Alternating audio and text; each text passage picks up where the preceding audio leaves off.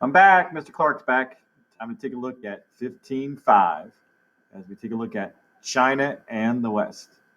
Some of the objectives we'll be looking at is we'll look at how Westerners try to gain trading rights in China. We'll explain how reformers try to strengthen China, and we'll understand why the Qing dynasty fell.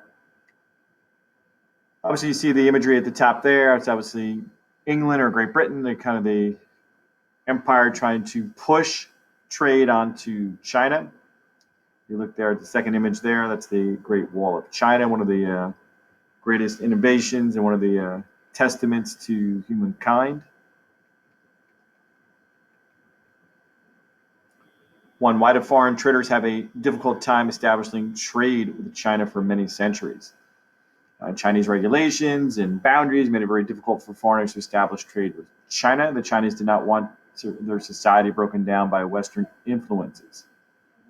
There's several boundaries that made it very difficult for foreigners to get into China. Well, first of all, if you look at China here on the map, you have the Pacific Ocean out here to the east. In the west, you had the Himalaya Mountains.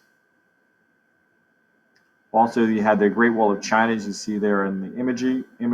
You can see that kind of built there to fill in the gaps.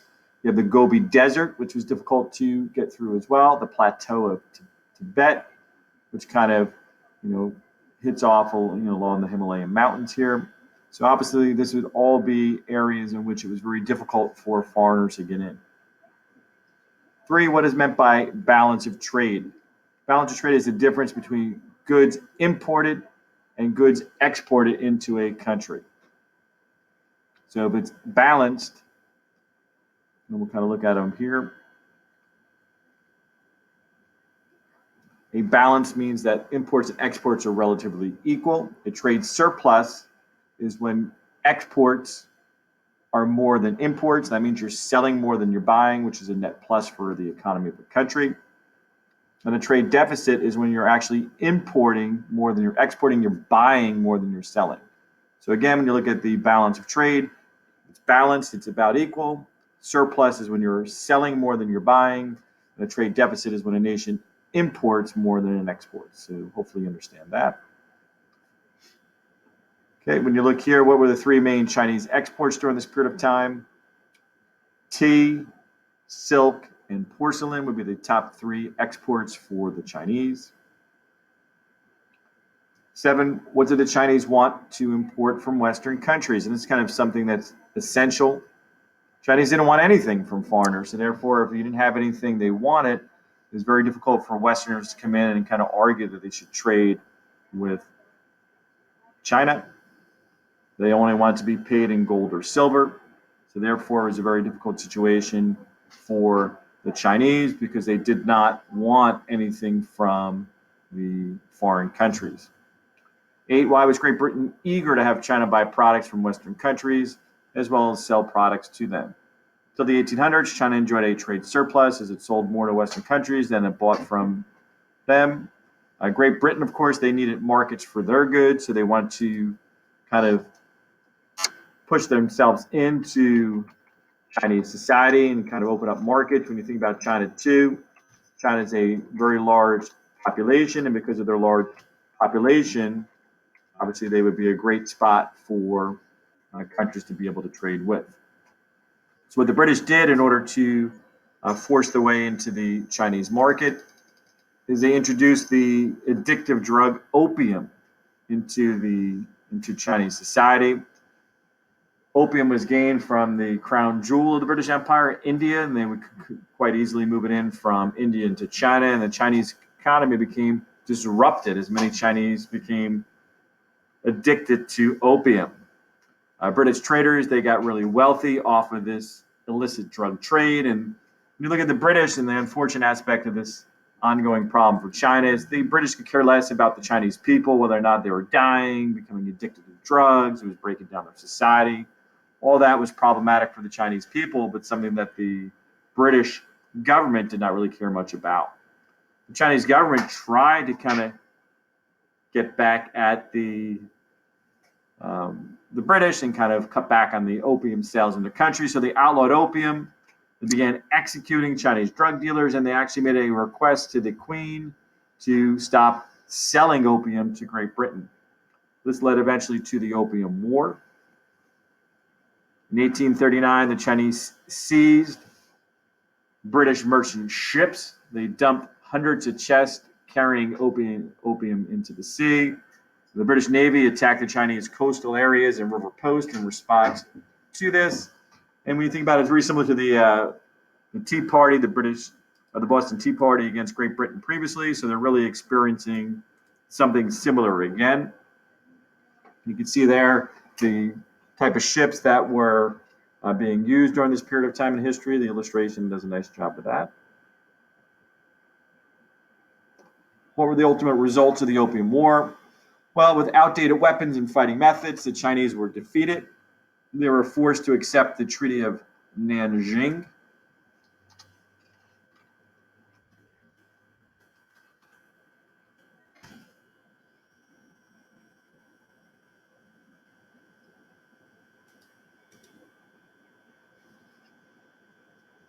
What did the British receive per the terms of the Treaty of Nanjing? A huge indemnity. This is a payment for losses in the war. They received the control of the island of Hong Kong. British citizens were given the right to live in China under British laws, extraterritoriality. And other foreign nations take advantage of a weakened China. Well, it wasn't just the British who wanted inroads into China for trade purposes, so too did most other Western countries and eventually the United States. So other countries exploited the weakness of China for their own advantage.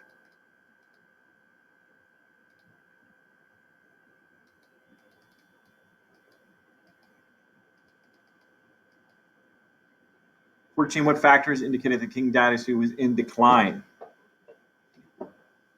Well, they weren't able to modernize, and what you really need to do during this period of time, especially if you wanted to sustain a large population, is you needed to control the water supply for flooding purposes and also for irrigation purposes.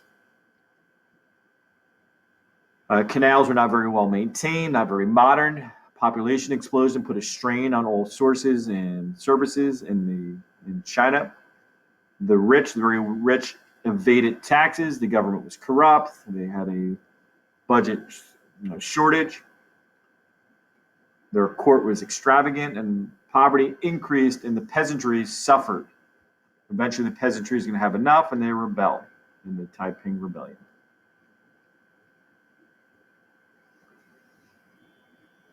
The peasants, they started a revolution that lasted from around 1850 to 1864. 20 to 30 million people died. The Qing government survived but was weakened, and it was forced into a share of power.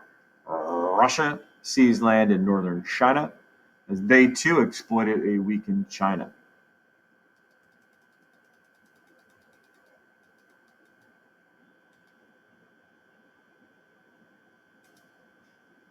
Why did the Chinese government refuse to support the self-strengthening movement? Wealth had traditionally come from land, not manufacturing, and some leaders, including the Empress Saizi, believed that the Western technology threatened Confucian traditions. This is going to be the biggest obstacle we're going to see in Russia and in Japan a little bit, but Japan will be the first to kind of modernize of the three countries. They're very hesitant to kind of embrace these new ideas for fear it might break down traditions. Compare and contrast China and Japan in the 1800s. China and Japan both had to deal with Western pressures and decide whether or not to modernize their countries. Japan chose to modernize after 1868, making it easier for Japan to beat China later on in the Sino-Japanese War. China, meanwhile, resisted modernization, with many of its leaders clinging to tradition instead of modernization. 18, what are spheres of influence? It's when a nation has indirect control of a region in another country. This involves having maybe a port or some degree of presence in a country without directly taking control of it. They influenced trade, culture, and the economy. And during the 1800s, many countries were carving up spheres of influence in a weakened China.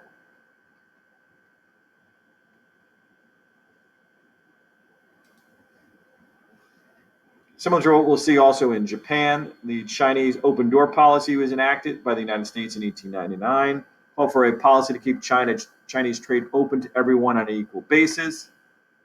The open door policy was advantageous to the United States, as we see in 20, because it ensured the United States would have continued access to trade with China, which was key to the American economy.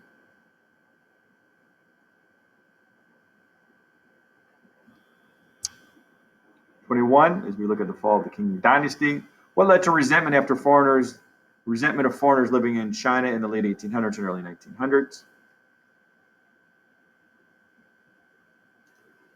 Many resented Western missionaries for trying to replace Chinese Confucianism. Also, the Chinese did not like the fact that there were foreign troop presence in China.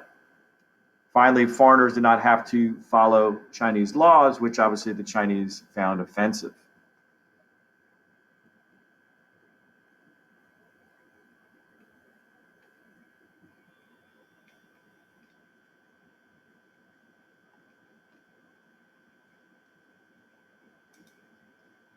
Okay, what was the Boxer Uprising? This is a secret society, the Righteous of Harmonious Fists, nicknamed the Boxers by Westerners who watched their martial arts training.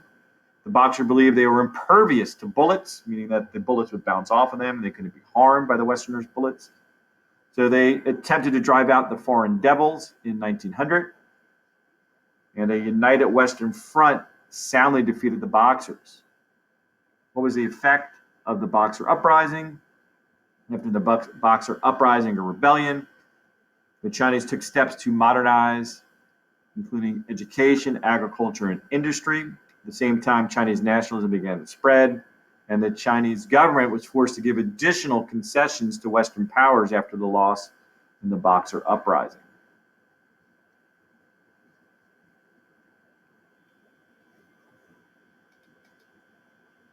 Who was Sun Yat-sen? He was a passionate advocate for a Chinese republic. He sought to rebuild China with the three principles of the people: nationalism, democracy, and livelihood or economic security for all. What happened in China in 1911? The Qing dynasty was toppled as Sun Yat-sen was named the new president of the new Chinese Republic. And finally, the lesson reflection. What lessons did the Chinese learn during the late 1800s and early 1900s? They learned an important lesson that they needed to modernize in order to protect themselves and to keep up with other nations around the world, or they would be exploited by the more powerful countries. Hopefully you enjoyed our discussion of China, and until next time, Mr. Clarke is